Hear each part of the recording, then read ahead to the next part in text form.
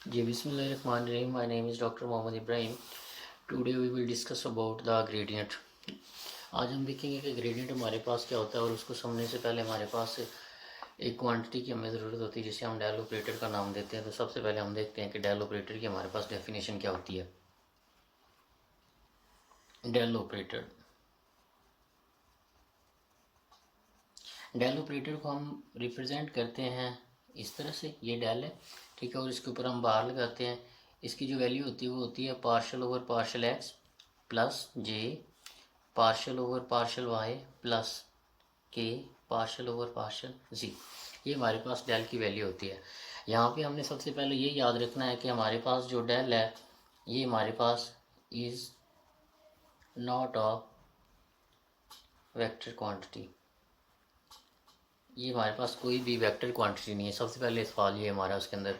अब कोई ये भी कह सकता है कि सर इसके अंदर आई जे के कंपोनेंट्स हम यूज़ कर रहे हैं जिनको हम मतलब किसी भी वेक्टर के साथ हम देखते हैं ये कंपोनेंट हो तो हम उसे वेक्टर कहते हैं। लेकिन वेक्टर की डेफिनेशंस को या वेक्टर की प्रॉपर्टीज़ को सेटिस्फाई करने के लिए ये ज़रूरी नहीं है कि किसी के साथ आई जे के जो आ रहे हैं तो ये हमारे पास वेक्टर बन जाएगा। उसकी कुछ और भी फॉर्मेलिटीज़ होती है जिनको पूरा करेंगे तो फिर ही वो वेक्टर होता है। जैसे हम जानते हैं कि अगर हम डॉट प्रोडक्ट लें दो वेक्टरों का, ठीक है, तो दो वेक्टर्स का डॉट प्रोडक्ट आपस में कोमोटेटिव होता है, लेकिन डेल ऑपरेटर में ये बात सेटिस्फाई नहीं होती। इसलिए हम क्या कहते हैं, जो डेल है ये हमारे पास एक वेक्टर क्वांटिटी नहीं है, ठीक है। उसके बाद अगर अब हम चलें ग्रेडियंट की डेफिनेशन की तरफ, तो ग्रेडियंट की डेफिनेशन हम कैसे डिफाइन करते हैं। उसके लिए हमारे पास एक स्केलर फंक्शन होना चाहिए। इसकी हम हेडिंग भी दे लेते हैं, gradient of scalar function, GRADIENT, gradient of scalar function. Gradient of scalar function के लिए हमारे पास सबसे पहले एक स्केलर फंक्शन होना चाहिए। हम क्या लेते हैं, हम उसको फाई ले लेते हैं। Let phi into X comma Y comma Z is a scalar function, is a scalar function. Then तब अगर हमारे पास डेल हमारे पास एक्स कोमा वाई जी एक स्केलर फंक्शन है, तब हम इसके लिए ग्रेडियंट कैसे डिफाइन करेंगे, तो उसको हम लिखेंगे del dot del into phi is equal to. अब डेल की वैल्यू क्या होती है ऊपर हमने लिखी है, इसको लिखते हैं। ये आ जाएगा i partial over partial x plus j partial over partial y. उसके बाद हमारे पास आ जाएगा plus k partial over partial सी। ये हमने क्या किसकी वैल्यू लिखी है, ये डेल की वैल्यू लिखी है। आगे फाई आ रहा है तो फाई को लिख लेते हैं, डॉट फाई आ जाएगा, ठीक है। अब आगे इसको मल्टीप्लाई करवाएंगे तो ये हमारे पास क्या हो जाएगा, ये हमारे पास बन जाएगा i partial over partial x into phi plus j partial over partial Y into phi plus k partial over partial z, ठीक है। तो ये हमारे पास ग्रेडियंट की डेफिनेशन बन गई हमारे पास। अगर हम ग्रेडियंट ले रहे हैं तो उसकी ये डेफिनेशन है, उसके लिए हमें एक डेल ऑपरेटर चाहिए होता है और एक स्केलर फंक्शन चाहिए होता है जिसको हमने फाई का फंक्शन लिया। फाई हमारे पास एक स्केलर फंक्शन है जो एक्स वाई जी इंडिपेंडेंट वेरिएबल पे मुश्तमिल है, और ये डेल हमारे पास है। तो डेल डॉट फाई लेंगे, फाई हमारे पास एक स्केलर फंक्शन है तो इसको हम ग्रेडियंट का नाम देते हैं। उसके बाद हमारे पास ये अगर हम इसके ऊपर गौर करें तो ये हमारे पास एक वेक्टर क्वांटिटी बनाएगा। जब हम सिंपल डेल ऑपरेटर की बात करते हैं तो वो हमारे पास एक वेक्टर क्वांटिटी नहीं है, लेकिन जब हम ग्रेडियंट लेते हैं तो इसका जो आंसर आता है हमारे पास वो एक वेक्टर क्वांटिटी आता है। ये आपने याद रखना है। उसके बाद अगर हम इसकी शॉर्ट फॉर्म में लिखना चाहें तो इसको हम शॉर्ट फॉर्म में लिखना चाहें तो इसको लिख सकते हैं GRAD ग्रेडियंट ऑफ फाई। इस तरह से इसकी ये इसकी सिम्बॉलिकली रिप्रेजेंटेशन है। ग्रेडियंट ऑफ फाई किसके इक्वल होता है, इसके इक्वल होता है, और इसका आंसर फर्दर इसके इक्वल आता है। अब अगर आप थोड़ा सा इसके ऊपर थोड़ा सा गौर करें हम, तो हम ग्रेडियंट ऑफ फाई को क्या लिख सकते हैं, ग्रेडियंट ऑफ फाई को हम इस तरह लिख सकते हैं, gradient of phi is equal to, हमारे पास क्या बनेगा, ये ग्रेडियंट ऑफ फाई की मैग्नीट्यूड आ जाएगी और साथ में एक एन हमारे पास यूनिट वेक्टर आ जाएगा। अब हम इसको ज़रा देखते हैं, ये वाला एन हमारे पास क्या है, एन हमारे पास एक नॉर्मल है टू द सरफेस ऑफ, जो हमारे पास जो भी इसकी सरफेस बनेगी उसके नॉर्मल एक वेक्टर आता है हमारे पास, ठीक है। यूनिट वेक्टर हमारे पास नॉर्मल जिसके आता है। उसके बाद हमारे पास ये जो इस जिसकी ये हमारे पास डेल फाई है ना, ये उसकी हमने मैग्नीट्यूड ली है। तो ये बेसिकली किसको रिप्रेजेंट कर रहा है, ये चेंज इन स्केलर फंक्शन को रिप्रेजेंट कर रहा है विद रिस्पेक्ट टू डिस्टेंस। जैसे जैसे डिस्टेंस चेंज हो रहा है हमारा जो स्केलर फंक्शन है वो कैसे चेंज हो रहा है। फॉर एग्जांपल हम एक कर्व ले लेते हैं, ये हमारा फाई है, ठीक है। तो इसके अंदर ये जो मैग्नीट्यूड वाली चीज़ है ये किसको रिप्रेजेंट कर रही है, ये हमारे पास रेट ऑफ चेंज को रिप्रेजेंट कर रही है। ये हमारे पास रिप्रेजेंट कर रही है rate of change of phi with respect to distance, कि जैसे जैसे हम फाई से डिस्टेंस मतलब फाई का डिस्टेंस चेंज हो रहा है तो हमारे पास इसके अंदर तब्दीली क्या आ रही है, ठीक है। और उसके बाद जो हमारे पास ये एन है ये हमारे पास किसको बताता है, डायरेक्शन को बताता है। एन हमारे पास किसको बताता है, डायरेक्शन को बताता है,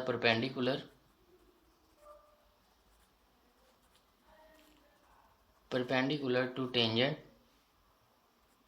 टू द पॉइंट पी। अगर हमारे पास ये कर्व है और हमारे पास एन क्या आएगा, एक हमारे पास नॉर्मल वेक्टर आएगा, ये वाला फॉर एग्जांपल इसको हम एन का नाम देते हैं, ये हमारे पास एक नॉर्मल वेक्टर आएगा, ठीक है। और ये बेसिकली क्या बताता है, एक पॉइंट टेंजेंट भी हमें कैलकुलेट करने में मदद करेगा जो इस कर्व के ऊपर टेंजेंट होगा और इस एन के क्या होगा, परपेंडिकुलर होगा, वो भी हम कैलकुलेट कर सकते हैं। अभी हम एग्जाम्पल करेंगे तो इससे मज़ीद चीज़ें क्लियर हो जाएंगी हमें। उसके बाद हमारे पास डेफिनेशन है लेवल सरफेस की, कि लेवल सरफेस हमारे पास क्या होती है।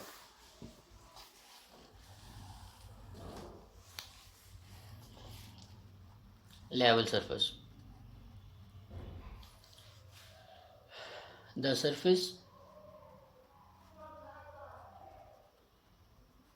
surface containing all the points, the surface containing all the points at which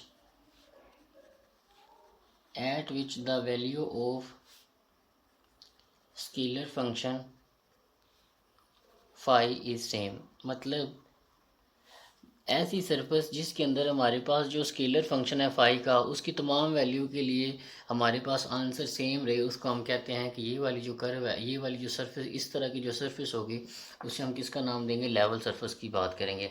अगर हम इसकी एग्जांपल की बात करें तो हम फ्लैट कर लेते हैं कि हमारे पास एक चार्ज पार्टिकल है क्यू, ठीक है। इसका इधर से डिस्टेंस ले लें, इधर से ले लें, इधर से ले लें, इधर से ले लें, इधर से ले लें, इधर से ले लें, इसका जो इफेक्ट है वो सेम रहेगा। और इसका फार्मूला हमारे पास क्या है, 1/4πε0 q over r. Basically r यहाँ पे क्या है, इसकी जो आर इसकी, अगर हम इसकी बात करें तो बेसिकली ये हमारे पास क्या बन रहा है, एक सर्कल बन रहा है। और इस चार्ज की आप इस तरफ से डिस्टेंस ले लें, इधर से ले लें, इधर से ले लें, ये सारे क्या हैं, आर है। ये बेसिकली हमारे पास एक सर्कल है, सर्कल के सेंटर से लेकर उसके एंड पॉइंट्स तक का तमाम पॉइंट्स का फासला हमारे पास हमेशा क्या होता है, सेम होता है, और उसको हम रेडियस का नाम देते हैं। फॉर एग्जाम्पल हम इसी की बात कर लेते हैं कि हमारे पास ये जो वैल्यू है ये किसके ऊपर डिपेंड कर रही है, आर के ऊपर डिपेंड कर रही है। तो आर की कोई भी हम इधर से वैल्यू ले लेंगे वो तो हमेशा क्या रहनी, सेम रहनी। तो इसका मतलब ये हुआ कि हमारे पास जो वी है, जो पोटेंशियल की वैल्यू है हमारे पास, वो इस चार्ज के लिए हमेशा हर पॉइंट पे क्या रहेगी, सेम रहेगी। तो इस तरह की सरफेस जिसके अंदर हमारे पास जो स्केलर फंक्शन फाई है उसकी वैल्यू तमाम पॉइंट्स के लिए सेम रहे, उसको हम लेवल सरफेस की बात करते हैं, लेवल सरफेस कहते हैं। जैसे हम आर की कोई भी वैल्यू ले लें वो हमेशा सेम रहनी, तो जो हमारे पास पोटेंशियल की वैल्यू है हमारे पास वो भी हमेशा क्या रहेगी, सेम रहेगी। तो हम ये कह सकते हैं कि ये हमारे पास एक लेवल सरफेस है। नेक्स्ट हमारे पास एग्जांपल है उसको देखते हैं।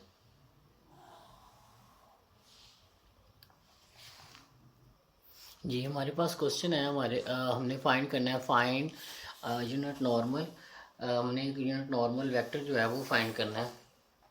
Find unit normal vector eight point, हमने एक यूनिट नॉर्मल वेक्टर फाइंड करना है इस पॉइंट के ऊपर। और सरफेस हमारे पास क्या दी हुई है, एलिप्सॉइड हमारे पास एक सरफेस दी हुई है जिसकी इक्वेशन हमारे पास ये है। हमने इस एलिप्सॉइड की जो सरफेस है उसके ऊपर इस पॉइंट पे एक यूनिट नॉर्मल वेक्टर हमने जो है वो फाइंड आउट करना है। तो सबसे पहले हमारे पास गिवन जो दिया है उसको हम लिख लेते हैं। हमारे पास जिसकी इक्वेशन दी है ये हमारे पास सरफेस की इक्वेशन है, तो इसको हम फाई लेट कर लेते हैं कि ये let phi x y z हमारे पास किसके इक्वल है, ये हमारे पास इक्वल है x square over a square plus y square over b square plus z square over c square. ये वन इधर प्लस का इधर आके -1, इसको हम लिख सकते हैं।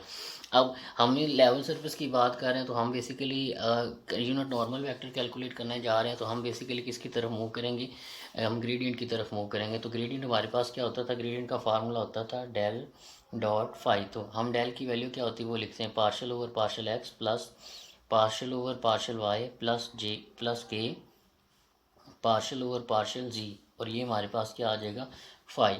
अब फाई सबके ऊपर ऑपरेट हो जाएगा, तो ये हमारे पास आ जाएगा i partial over partial x into phi plus j partial over partial y phi plus k partial over partial z into phi. अब फाई की जगह पे फाई की वैल्यू पुट कर देते हैं। यहाँ से अपनी ध्यान से समझना है, गलती ना हो हमारे पास जी। तो उसकी तरफ चलते हैं। ये आ गया फार आई, यहाँ पे हमारे पास लिखेंगे partial over partial X. Phi की जगह पे हम फाई की वैल्यू पुट करेंगे, ये वाली फाई की वैल्यू पूरी x square over a square plus y square over b square plus z square over c square -1। और ये हमारे पास आगे आ जाएगा plus j partial over partial Y into, जब हम पार्शल ओवर पार्शल वाई करेंगे फाई की जगह पे फाई की दोबारा वैल्यू पुट करते हैं x square over a square plus y square over b square plus z square over c square -1। अब इसकी बारी आ जाएगी के वाले फैक्टर की, तो ये आ जाएगा के, यहाँ पे हम लगाएंगे partial over partial z into, हमारे पास फाई की क्या वैल्यू थी ये वाली, ये भी पुट करेंगे यहाँ पे x square over a square plus y square over b square plus z square over c square -1। ये हमारे पास हमने बेसिकली क्या किया है, हमारे पास डेल फाई जो ग्रेडियंट का फार्मूला होता है हमने सिंपल वो ऑपरेट किया है, और फाई की वैल्यू उसकी जगह पे ऑपरेट की है, यहाँ पे भी यहाँ पे भी यहाँ पे फाई की वैल्यू ऑपरेट की है। अब आगे मूव करते हैं।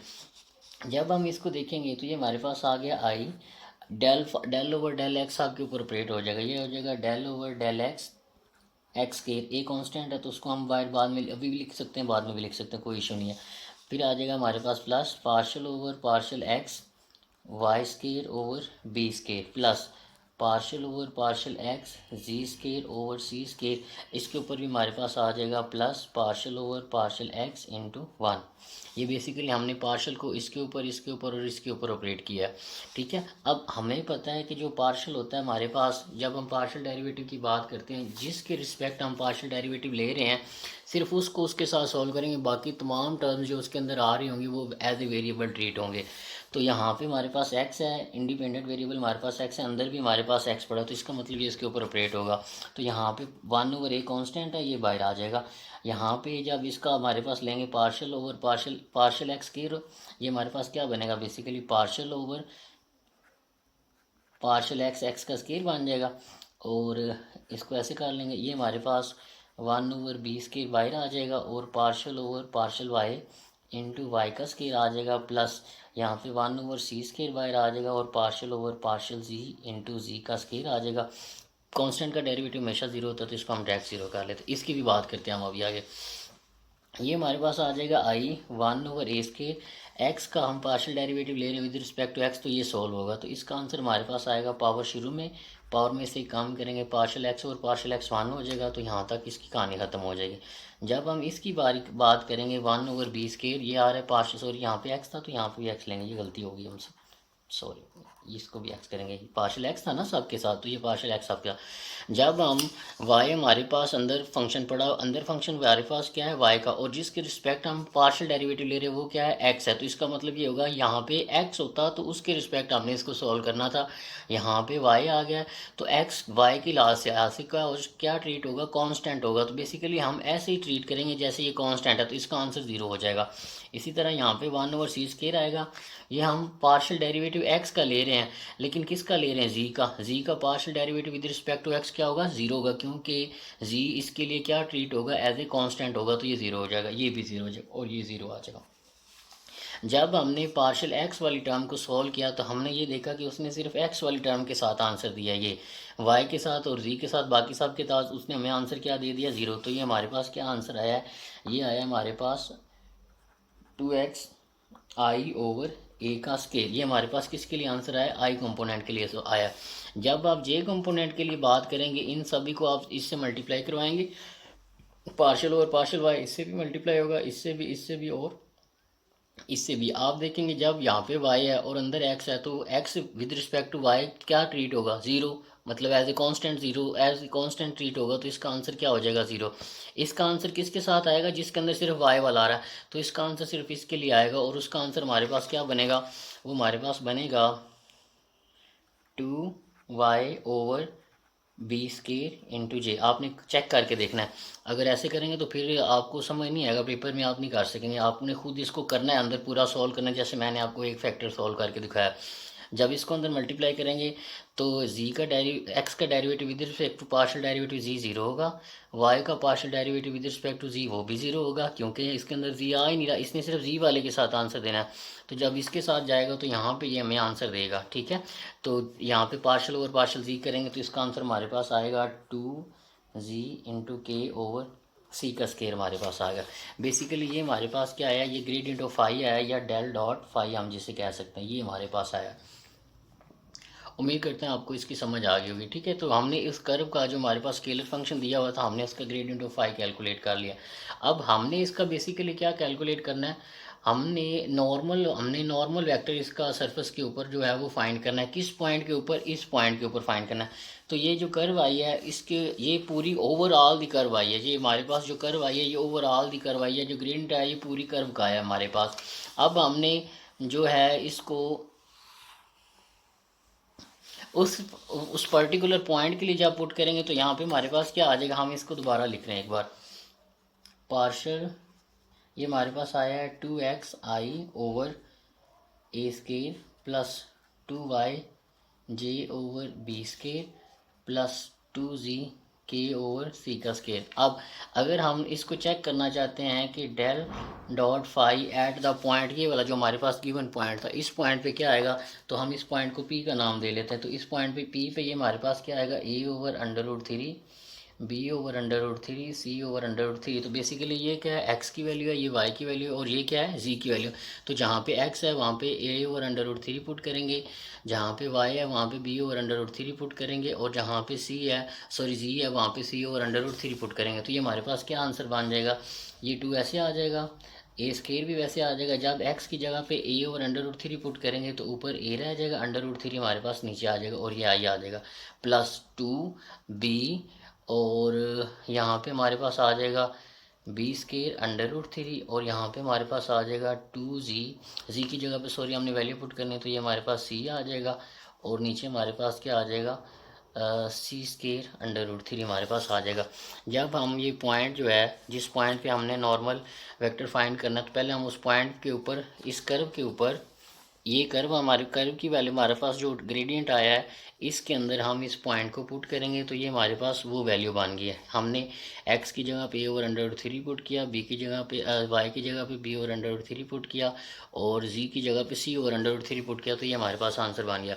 अगर आप ज़रा सा यहाँ से गौर करेंगे तो a से a कैंसिल, b से b कैंसिल, और c से c कैंसिल, तो ये हमारे पास सिंप्लीफाई होकर आंसर हमारे पास क्या रह जाएगा, ये हमारे पास रह जाएगा 2i over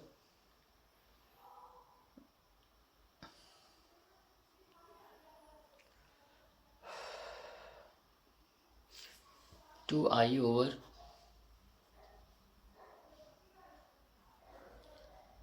A under root three plus 2j over B under root three plus 2c से c कैंसिल हो जाएगा, और एक सी नीचे आ जाएगा, और ये अंडर रूट थ्री आ जाएगा, और ये क्या आ जाएगा हमारे पास, ठीक है। तो ये हमारे पास पॉइंट के ऊपर, हमने उस पॉइंट के ऊपर जो डेल फाई की वैल्यू बनती थी वो हमने कैलकुलेट की। अब हमने एक नॉर्मल वेक्टर फाइंड करना है, तो ये बेसिकली हमारे पास जब डेल और फाई लेते हैं हम, तो वो हमारे पास क्या आता है, एक वेक्टर क्वांटिटी आती है। हमने अभी पीछे बात की थी कि डेल डॉट फाई हमारे पास क्या आती है, एक वेक्टर क्वांटिटी आती है। तो ये एक वेक्टर तो आ गया, लेकिन हमें ये कौन सा वेक्टर चाहिए, ये हमें यूनिट नॉर्मल वेक्टर चाहिए। तो नॉर्मल वेक्टर कैलकुलेट करने के लिए किसी भी वेक्टर को अगर आपने नॉर्मल बनाना है तो उसकी मैग्नीट्यूड के ऊपर उसको आप डिवाइड करवा देंगे, तो वो हमारे पास वेक्टर क्या बन जाएगा, यूनिट नॉर्मल वेक्टर बन जाएगा।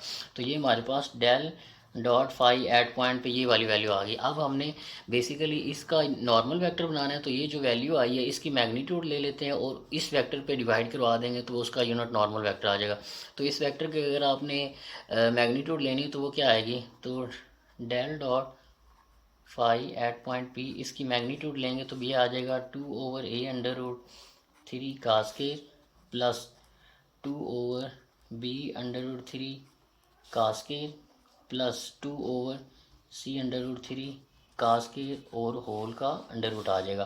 तो जब आप इसको सॉल्व करेंगे ये आ जाएगा 4 over a square into three plus 4 over b square into 3 plus 4/c²3 आ जाएगा। अगर आप गौर करें तो 4 ऊपर से कॉमन रूट √4 कॉमन आ रहा है और नीचे से हमारे पास क्या कॉमन आ रहा है, 3 आ रहा है। जब इनको बाहर लेंगे तो ये अंडर रूट के साथ आएंगे। ये हमारा पिछला सवाल कैसा है, तो यहाँ पे हम नेक्स्ट करते हैं। √4 और √3 हम जब इनको बाहर निकालेंगे तो अंडर रूट के साथ ये ऐसे आएंगे। फर्दर इसको सॉल्व करेंगे तो ये हमारे पास रह गया 1/a², 1/b² प्लस 1/c²। थोड़ा सा मज़ीद सिंप्लीफाई करेंगे तो इसका स्क्वायर रूट कैंसिल हो जाएगा, तो ये 2 बन जाएगा, 2/√3 over 1/a² plus 1/b² plus 1/c² आ जाएगा। तो ये हमारे पास क्या आई है, मैग्नीट्यूड आई है। इस मैग्नीट्यूड को क्या करेंगे, इस वेक्टर पे डिवाइड करेंगे। तो ये वेक्टर तो पहले आया हुआ था, जब मैग्नीट्यूड इस वेक्टर की ये मैग्नीट्यूड आई है और इस पे डिवाइड कराएंगे तो ये हमारे पास क्या बन जाएगा, यूनिट वेक्टर बन जाएगा। तो इसको हम एन कैप से नाम दे रहे हैं। ऊपर से 2 कॉमन ले लेते हैं, नीचे से √3 कॉमन ले लेते हैं इस वेक्टर का। तो ये आ जाएगा 2/√3 और ये हमारे पास आ जाएगा i प्लस j प्लस के। नीचे हमारे पास क्या आ रहा है, a b और c आ रहा है, ठीक है। और इसकी जगह पे अब ये वेक्टर आ गया, हम इस वेक्टर को इसकी मैग्नीट्यूड पे डिवाइड कर रहे हैं तो ये मैग्नीट्यूड आ गई। तो मैग्नीट्यूड हमारे पास क्या आई है, 2/√3 into √1/a² plus 1/b² plus 1/c²। तो अगर आप यहाँ से गौर करेंगे तो 2 और √3 आपस में कैंसिल हो जाएंगे, 2 से 2 कैंसिल हो जाएगा, √3 से √3 कैंसिल हो जाएगा। तो हमारे पास जो यूनिट नॉर्मल वेक्टर आएगा वो हमारे पास क्या बनेगा, i/a plus j/b plus 1/c into k over √1/a² plus 1/b² plus 1/c²। तो ये हमारे पास जो यूनिट वेक्टर आएगा इस कर्व के यूनिट नॉर्मल पे, हमारे पास एक कर्व दी हुई थी एलिप्सॉइड सरफेस कर्व दी हुई थी, हमारे पास सरफेस ऑफ एलिप्सॉइड दी हुई थी और हमें एक पॉइंट दिया हुआ था। तो हमने इस सरफेस के ऊपर इस पॉइंट के ऊपर एक यूनिट नॉर्मल वेक्टर कैलकुलेट करना था। तो उसको कैलकुलेट करने के लिए सबसे पहले हमने क्या लिया, उसका ग्रेडियंट ऑफ फाई हमने कैलकुलेट किया। ग्रेडियंट ऑफ फाई लेने के बाद हमने इस पॉइंट पे जाना था, तो इस पॉइंट ग्रेडियंट ऑफ फाई के बाद हमने इस पॉइंट की वैल्यू पुट की, तो ये आंसर आ गया। ये हमारे पास एक वेक्टर क्वांटिटी आता है, ठीक है। तो वेक्टर क्वांटिटी हासिल करने के बाद हमें पता है कि हमने जो भी वेक्टर कोई वेक्टर है उसको यूनिट वेक्टर बनाना हो तो हम उस वेक्टर को उसकी मैग्नीट्यूड पे डिवाइड करेंगे।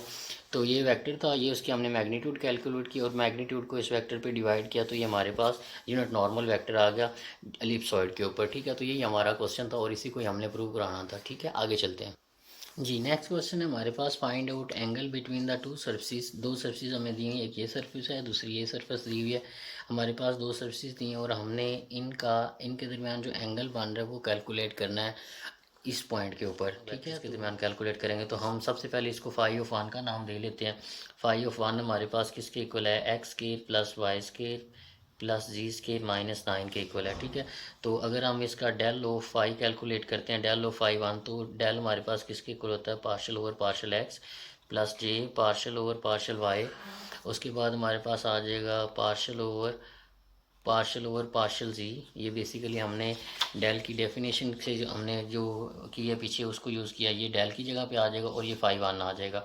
तो जब फाई 1 बारी बारी इन सभी के ऊपर ऑपरेट होगा तो ये हमारे पास आ जाएगा partial over partial x phi 1 plus j partial over partial y phi 1 plus k partial over partial z phi 1, ठीक है। तो ये सभी के ऊपर आ जाएगा। यहाँ पे अब हम इस फाई की वैल्यू पुट करेंगे, फिर यहाँ पे पुट करेंगे, फिर यहाँ पे पुट करेंगे।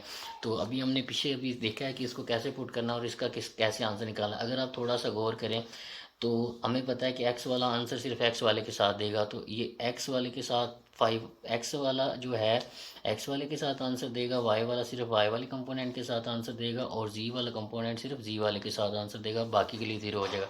तो जब आप आई और पार्शल फाई 1 कैलकुलेट करेंगे तो इसका आंसर हमारे पास 2x आएगा। यहाँ पे j आ जाएगा। जब आप partial over partial y calculate करेंगे फाई 1 का तो इसका आंसर 2y आएगा। प्लस जब आप लोग पार्शल ओवर पार्शल z मालूम करेंगे फाई 1 का तो उसका आंसर हमारे पास 2z आएगा, ठीक है। तो अगर हम इसको थोड़ा सा रीअरेंज करके लिखें तो ये हमारे पास 2yj प्लस 2z इंटू के, ये हमारे पास डेल डॉट फाइव वन हमारे पास आएगा। तो हमने डेल डॉट फाइव वन जो है किस पॉइंट पे कैलकुलेट करना है, 2 -1 और 2 पे कैलकुलेट करना है। तो इन पॉइंट को इसके अंदर पुट कर देते हैं, 2 -1 2, ये x की जगह पे 2, y की जगह पे -1 और z की जगह पे भी 2 आ जाएगा। तो यहाँ पे x की जगह पे 2 पुट करेंगे तो ये हमारे पास आ जाएगा 4i, और जब y की जगह पे -1 पुट करेंगे तो ये 2j आ जाएगा, और जब z की जगह पे 2 पुट करेंगे तो ये हमारे पास क्या आ जाएगा, 4k हमारे पास आ जाएगा। ठीक है, ये हमारे पास एक वेक्टर आ गया। ये हमारे पास क्या आया है, नॉर्मल वेक्टर है। पिछले क्वेश्चन में हमारे पास यूनिट नॉर्मल हमने कैलकुलेट करना था, तो इसलिए हमने उसको इसकी मैग्नीट्यूड पे डिवाइड किया था। लेकिन यहाँ पे हम अब इस वेक्टर को इसकी मैग्नीट्यूड पे डिवाइड नहीं करेंगे, क्योंकि हमने सिर्फ यहाँ पे नॉर्मल वेक्टर कैलकुलेट करना था। तो ये डेल फाइव वन था और हमने इस पॉइंट को पुट किया, तो ये हमारे पास एक वेक्टर आ गया है जो हमारे पास इस पॉइंट के ऊपर है। और ये क्या है, सरफेस फाइव वन के लिए हमने कैलकुलेट किया, तो ये सरफेस फाइव वन के नॉर्मल वेक्टर हमारे पास आ गया। इसी तरह जब आप डेल फाइव टू आप कैलकुलेट करेंगे तो उसका आंसर हमारे पास क्या आएगा, मैं आपको आंसर उसका लिख के दे रहा हूँ, आप कैलकुलेट खुद करिएगा। तो जब डेल फाइव टू कैलकुलेट करेंगे तो हमारे पास आएगा 2xi प्लस 2yj और -k हमारे पास ये आएगा। और जब आप इस पॉइंट को पुट करेंगे 2 -1 2 को इसके अंदर, तो इसका आंसर हमारे पास बनेगा 4i - 2j -k। ठीक है, इसको इक्वेशन नंबर 1 का नाम दे देते हैं।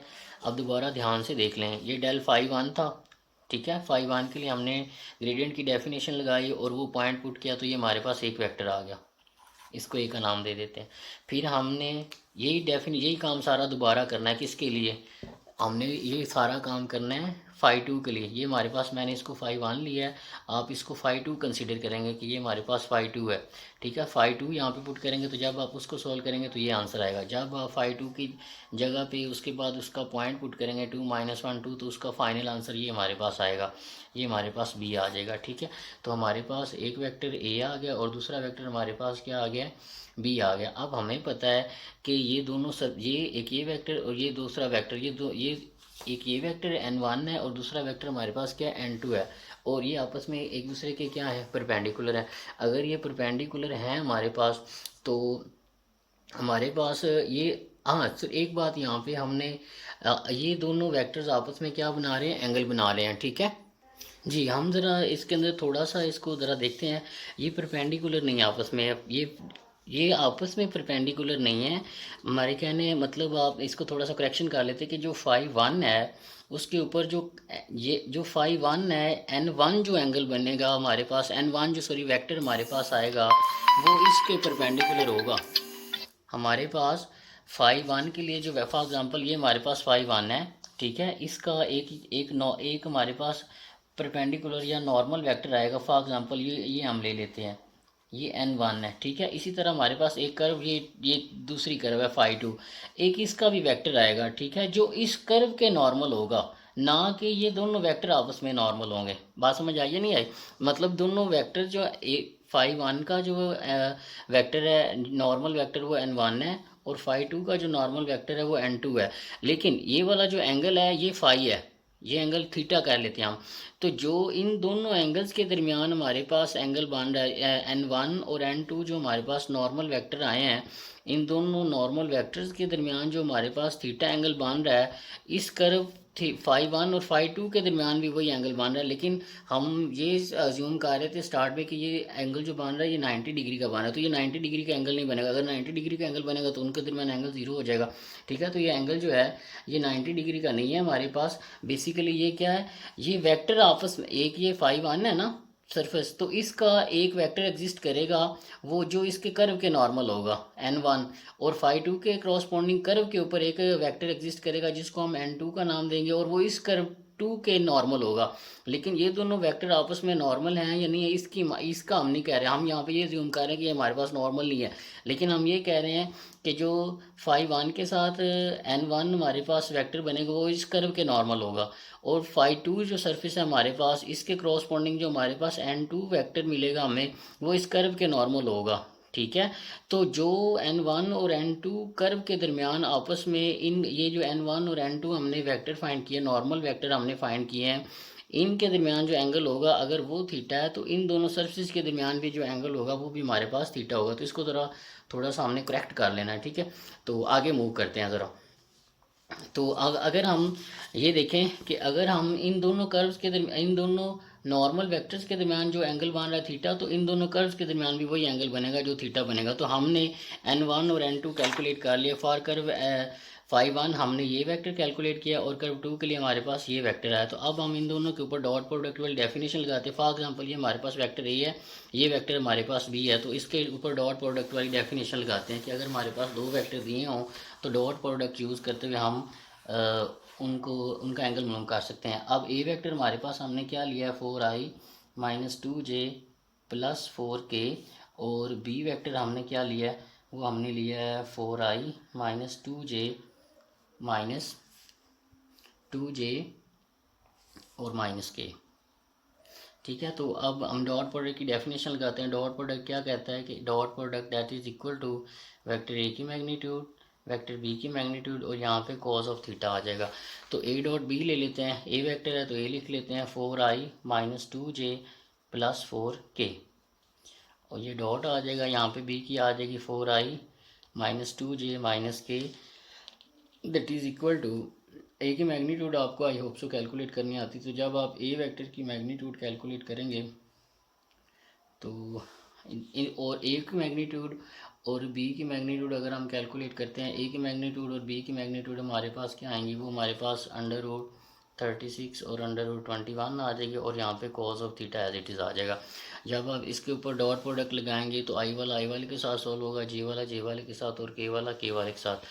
तो 4 4 आर 16, आई डॉट आई 1 हो जाएगा, प्लस माइनस माइनस 2 2 आर 4, और प्लस माइनस माइनस 2 2 आर 4, ये माइनस माइनस प्लस आ जाएगा, ठीक है। ये प्लस और ये -4 कैंसिल हो जाएंगे, यहाँ पे 16 रह जाएगा, और यहाँ पे आ जाएगा अंडर रूट 36 ओवर 21, और यहाँ पे कॉस ऑफ थीटा आ जाएगा। अगर हम इसको थोड़ा सा देखें तो ये हमारे पास आ रहा है अंडर रूट 36 अंडर रूट 21, और यहाँ पे हमारे पास आ रहा है कॉस थीटा इंटू 16।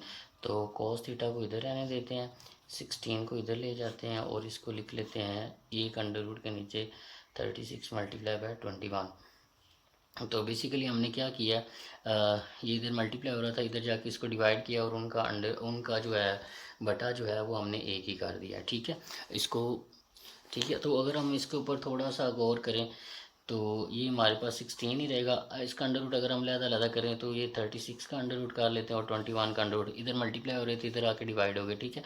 तो ये आ जाएगा 16, और अंडर रूट 6 का आंसर क्या होता है, 6 का स्क्वायर होता है, तो ये 6 बन जाएगा, और ये हमारे पास क्या आ जाएगा 21। तो हमारे पास ऊपर हमारे पास क्या आ रहा है 16 आ रहा है हमारे पास। तो इसको कैंसिल आउट करते हैं, तो ये हमारे पास आ जाएगा, 2 के टेबल पे काट रहे हैं, 2 3 6 और 2 8 16, तो ये हमारे पास आ जाएगा 8/3 अंडर रूट 21। यहाँ पे हमारे पास आ रहा है कॉस थीटा। तो हमने एंगल कैलकुलेट करना है, तो थीटा को इधर रहने देते हैं, कॉस इनवर्स इधर आके आ जाएगा 8/3 अंडर रूट 21। तो इसकी वैल्यू आप कैलकुलेट कर लें, जो इसका आंसर आएगा वो इन दोनों एंगल्स के दरमियान हमारे दो सर्फेस के दरमियान जो एंगल आएगा वो कैलकुलेट हो जाएगा। मैं दोबारा थोड़ा सा एक्सप्लेन कर देता हूँ। हमारे पास ये फाई 1 कर्व है, ये फाई 2 कर्व है, हमने ये फाई 1 कर्व बना ली, ये फाई 2 कर्व बना ली। फाई 1 के क्रॉसपोंडिंग हमारे पास जो n1 है वो फाई 1 के ऊपर क्या है नॉर्मल है, और फाई 2 के ऊपर n2 नॉर्मल है। ये दोनों कर्व्स आपस में इंटरसेक्ट कर रही हैं, तो इन ये n1 और n2 फाई 1 और फाई 2 के नॉर्मल है, ना कि आपस में हम उनको नॉर्मल कह रहे हैं। मतलब फाई 1 और फाई 2 के नॉर्मल होता है, हम उनके आपस के एंगल की बात नहीं कर रहे कि वो कितना है। तो अगर लेकिन हम ये कह सकते हैं कि ये कर्व इंटरसेक्ट कर रही है, ठीक है, और ये कर्व्स की वजह से n1 और n2 एंगल बन रहे हैं जो कि अपनी अपनी कर्व के नॉर्मल है। तो जो एंगल इन दो नॉर्मल वेक्टर्स के दरमियान बनेगा वही एंगल इन दो कर्व्स के दरमियान बनेगा। तो हमने क्या किया, फाई 1 के साथ ग्रेडियंट कैलकुलेट किया इस कर्व के लिए, वो हमारे पास ये आंसर है। अब किस पॉइंट पे कैलकुलेट करना था इसके ऊपर, वो हमारे पास पॉइंट पुट किया, तो उस पॉइंट के ऊपर वो हमारे पास नॉर्मल वेक्टर आ गया। फिर हमने कर्व 2 के लिए नॉर्मल वेक्टर फाइंड किया इस पॉइंट पे, फिर हमने डॉट प्रोडक्ट की डेफिनेशन यूज़ की, ये दो वेक्टर आ गए हमारे पास ए और बी। तो ए और बी वेक्टर दो आ गए, इनके ऊपर डॉट प्रोडक्ट की डेफिनेशन यूज़ करते हुए हमने थीटा कैलकुलेट कर लिया। तो यही हमने कैलकुलेट करना था कि इन दो सर्फेस के दरमियान, अगर ये दो सर्फेस हमारे पास दी हुई हैं तो इनके दरमियान जो एंगल बन रहा है वो क्या बन रहेगा, तो इसकी आपने वैल्यू निकाल लेनी। जी, नेक्स्ट क्वेश्चन हमारे पास दिया हुआ है, कंसीडर अ सरफेस। हमारे पास एक सरफेस है, consider a surface corresponding to the equation, जिसकी इक्वेशन हमारे पास ये दी सरफेस की। A possible tangent, a possible unit tangent to the surface. हमारे पास एक यूनिट टेंजेंट, हमारे पास एक वेक्टर आएगा इस पॉइंट के ऊपर, तो हमने ये बताना है वो इनमें से किसकी टेंजेंट होगा। तो बेसिकली हम क्या यूज़ करेंगे, हम ये हमारे पास सरफेस दी हुई है हमारे पास, हम इसका डेल ऑफ फाई इसका कैलकुलेट करेंगे और इस पॉइंट को पुट करेंगे तो हमारे पास एक नॉर्मल वेक्टर आ जाएगा। ठीक है, अब हमें पता है कि अगर एक हमारे पास कर्व जो है, ये फॉर एग्जांपल ये फाई है, हमने एक पॉइंट ये कैलकुलेट, इस पॉइंट के ऊपर इस कर्व की वैल्यू कैलकुलेट की, ग्रेडियंट कैलकुलेट किया, तो ये हमारे पास क्या देगा, एक वेक्टर देगा ये वाला।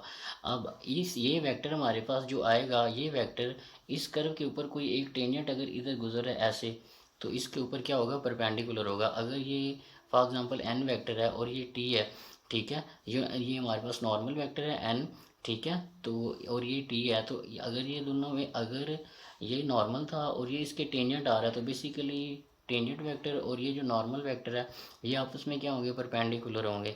तो हम ये चेक करते हैं कि ये हम इसको कैसे सॉल्व करेंगे। हम इसकी तरफ चलते हैं सबसे पहले। तो ये थोड़ी सी हमने इसकी ग्राफिकली रिप्रेजेंटेशन बनाई, बाकी हम देखते हैं कि हम इसकी तरफ मूव कैसे करते हैं।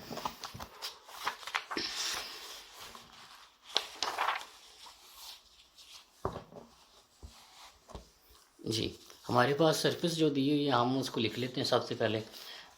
उसकी वैल्यू लिखते हैं, phi is equal to 4x² plus y² plus z²। अब हमें पता है कि सबसे पहले हम इसका ग्रेडियंट लेंगे, ये आ जाएगा डेल डॉट फाई। तो ये हमारे पास क्या आ जाएगा, पार्शल आई, सभी के लिए ऐसे लिखेंगे, partial over partial x plus j, partial over partial y plus k, partial over partial z. ठीक है, तो यहाँ पे हमारे पास फाई जो है उसकी वैल्यू डायरेक्ट पुट कर रहा हूँ, 4x² plus y² plus z²। तो आपको पता है ये सारी चीज़ इधर आ जाएगी, फिर ये सारी चीज़ इधर भी आएगी, ये भी इधर भी आएगी, लेकिन से x के लिए सिर्फ ये वाली वैल्यू यूज़ होगी, y के लिए सिर्फ ये वाली वैल्यू यूज़ होगी और z के लिए ये यूज़ होगी, बाकी सभी के लिए आंसर 0 दे देगा। अभी हमने पीछे किया। तो अगर हम इसको सॉल्व करें तो इसका आंसर हमारे पास, जब x के लिए पार्शियल डेरिवेटिव लेंगे तो वो आ जाएगा 8x। बाकी सभी के लिए x, इन सभी इसके साथ सॉल्व होगा, इसके साथ सॉल्व होगा, आंसर 0 देगा। फिर जे की बारी आ जाएगी, इस और इसके लिए जे वैल्यू आंसर 0 देगा, सिर्फ वाई वाले कंपोनेंट के साथ इसका आंसर आएगा, क्योंकि partial derivative with respect to Y ले रहे हैं, तो इसका आंसर टू वाई आ जाएगा। फिर उसके बाद हमारे पास जी वाला आ जाएगा, तो जी वाले के साथ सॉल्व करेंगे तो ये हमारे पास क्या आंसर देगा, यहाँ पे हमारे पास जी इसकी नहीं है, सिंपल जी है, सॉरी, यहाँ पे क्या है, सिंपल जी है, तो ये सिर्फ जी है हमारे पास, इसको सेट कर लेते हैं।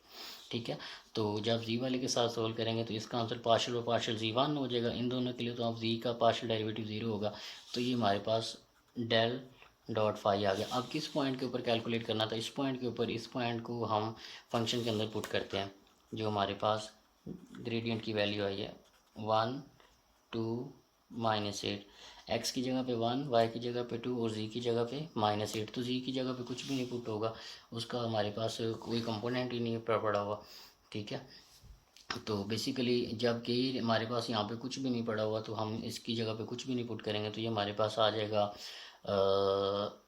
ये 8i आ जाएगा। ठीक है, और ये हमारे पास क्या बन जाएगा, 2 पुट करेंगे तो ये आ जाएगा +4, और जी एज इट इज़ आ जाएगा, और प्लस के पड़ा रहेगा। ठीक है, तो अब ये हमारे पास एक नॉर्मल वेक्टर है, ये सरफेस के नॉर्मल है। ठीक है, ये जो हमारी सरफेस आई है इसके नॉर्मल वेक्टर, ये हमारे पास एन आ गया, जिसको हमने एन का नाम दिया, ये नॉर्मल है। अब हमने टेंजेंट कैलकुलेट करना है, तो अगर हम टेंजेंट लें, इस सरफेस के ऊपर टेंजेंट वेक्टर लें, तो वो इस वेक्टर के क्या आ रहा है, टी वेक्टर जो है ये टेंजेंट वेक्टर है, और ये एन नॉर्मल वेक्टर है टू द सरफेस। तो टेंजेंट और नॉर्मल वेक्टर आपस में एक दूसरे के क्या है, परपेंडिकुलर। तो इसका मतलब ये होगा कि जो टेंजेंट वेक्टर है वो एन जो वेक्टर है इसके क्या है, परपेंडिकुलर। तो इन दोनों का डॉट प्रोडक्ट किसके इक्वल आना चाहिए, 0 आना चाहिए। तो हम बेसिकली आप क्या चेक करेंगे कि ये वाला जो हमारे पास वेक्टर है ये किस कंपोनेंट के लिए, ये ऑप्शन दिए हुए हैं 1 2 3 4, इनमें से कौन सा ऑप्शन दुरुस्त है। तो जिसके साथ ये हमारे पास जो नॉर्मल वेक्टर आया है, जिसके साथ ये आंसर 0 दे देगा, वो उसका टेंजेंट वेक्टर होगा। तो अब हम इसको देखते हैं, अगर हम थोड़ा सा गौर करें, तो अगर ये हमारे पास, हम इसको एन का नाम दे लेते हैं। ठीक है, एन वेक्टर है, तो एन वेक्टर हमारे पास क्या आया है, वो हमारे पास आया है 8i प्लस 4j प्लस के। ये हमारे पास एन वेक्टर है, हम इसका डॉट प्रोडक्ट सबसे पहले लेते हैं फर्स्ट का जो हमारा फर्स्ट ऑप्शन है इसके साथ हम डॉट प्रोडक्ट लेते हैं, ठीक है। तो ये हमारे पास इसको ए का नाम दे लेते हैं, ए के साथ इसका डॉट प्रोडक्ट लेते हैं, तो हमारे पास आ जाएगा 8i प्लस 4j प्लस के, और ये हमारे पास आ जाएगा 1/5i प्लस 2/5 अंडर रूट और जे आ जाएगा, ये अंडर रूट आ जाएगा। तो आई वाला कंपोनेंट आई वाले के साथ सॉल्व होगा, जे वाले के साथ, और के वाले के साथ, तो इससे मल्टीप्लाई होगा, तो ये हमारे पास बन जाएगा आई डॉट आई 1 आ जाएगा 8/√5 आ जाएगा, प्लस माइनस यहाँ पे हमारे पास इसके अंदर माइनस है, तो यहाँ पे हमने प्लस लगा लिया, यहाँ पे माइनस है, ठीक है। ये जो फर्स्ट कंपोनेंट है हमारे पास, जिसको जो पहला ऑप्शन है हमारा 1/√5i माइनस 2/√5j, इसको हम चेक कर रहे हैं कि ये इस वेक्टर के नॉर्मल है या नहीं है। तो पहले हमने ये वेक्टर लिखा, ये एन वाला जिसको नाम दिया, उसके बाद हमने फर्स्ट ऑप्शन जिसको ए का नाम दिया वो लिखा। तो यहाँ पे डॉट प्रोडक्ट ले रहे हैं, एक ये वेक्टर है, दूसरा ये वेक्टर, इनका डॉट प्रोडक्ट ले रहे हैं। तो 8 1 8 आ जाएगा, under root 5 as it is आ जाएगा, आई डॉट आई हमारे पास 1 आ जाएगा, plus minus minus 4 2 8 under root 5 as it is आ जाएगा, जे डॉट जे हमारे पास 1 आ जाएगा। के कंपोनेंट इधर पड़ा नहीं हुआ, बेसिकली वो 0 है, तो के वाला उसके साथ सॉल्व होकर 0 बन जाएगा। 8/5 माइनस 8/√5, तो ये दोनों आपस में एंटी आपस में एक दूसरे को कैंसिल कर देंगे, तो इसका आंसर 0 आ जाएगा। तो इसका मतलब ये होगा कि इस सरफेस के ऊपर इस पॉइंट पे जो नॉर्मल वेक्टर होगा वो किसके साथ टेंजेंट वेक्टर, उसके लिए कौन सा यूज़ होगा, ये वाला होगा। आप देखेंगे कि बाकी सभी के साथ इसका आंसर जो है वो 0 नहीं आएगा, 2 ऑप्शन के साथ भी, 3 के साथ भी, 4 के साथ इसका आंसर 0 नहीं आएगा। वो किसके साथ आएगा, 1 के साथ आएगा, ए ऑप्शन के साथ आएगा। तो ये वाला वेक्टर जो है ये परपेंडिकुलर है इस टेंजेंट वेक्टर के, ठीक है। तो ये हमने कैलकुलेट करना था कि इन 4 ऑप्शन में से हमारे पास कौन सा जो है वेक्टर जो हमारे नॉर्मल वेक्टर के टेंजेंट है, वो हमने कैलकुलेट करना था।